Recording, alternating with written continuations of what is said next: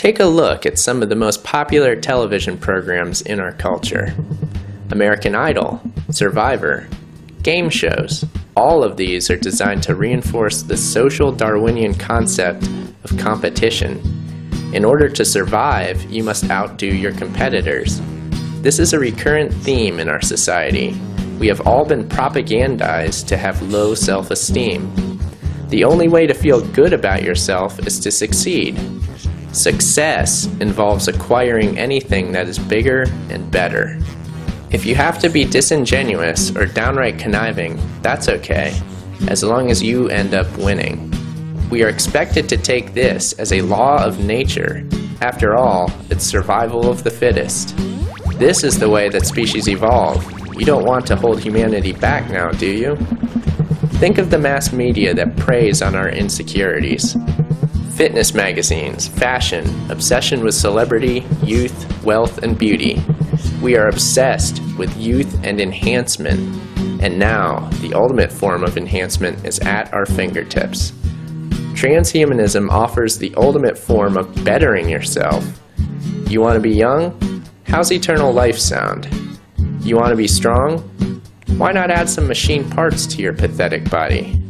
You want to be smart? Here, put this computer chip in your head and become omnipotent.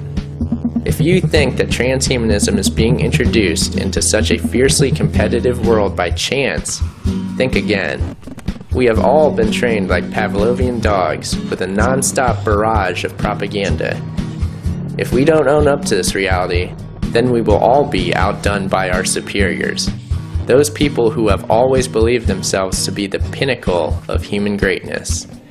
This is a top-down system, created from the top to benefit a very few at the top. We are at the bottom. But if we all wake up and realize that this is not our system, then it can be changed. If you read the books by Plato, he being an aristocrat of his day and studying in Egypt, he believed this himself, and he wrote about it in his books. Plato? Yeah.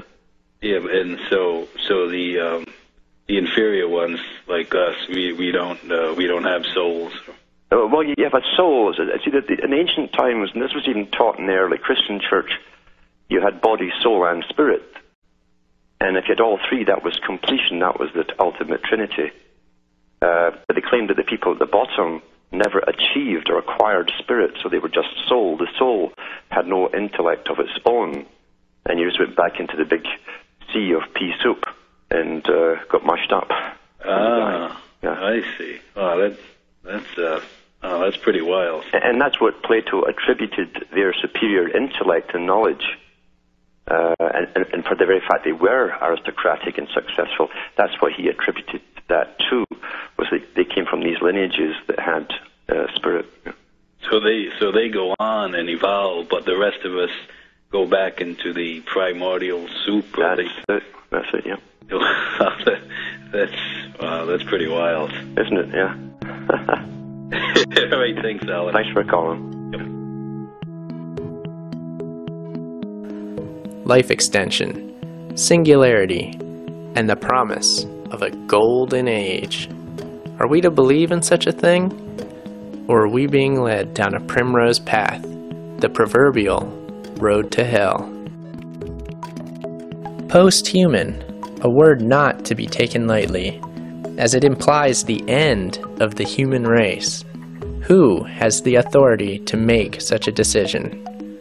Only a god, or a power which believes itself to be a god, can take such action. I realize that many of you watching this have become hardened, jaded, and cynical in life. You may even believe that the human race doesn't deserve to live on, or at least that's what you think you believe.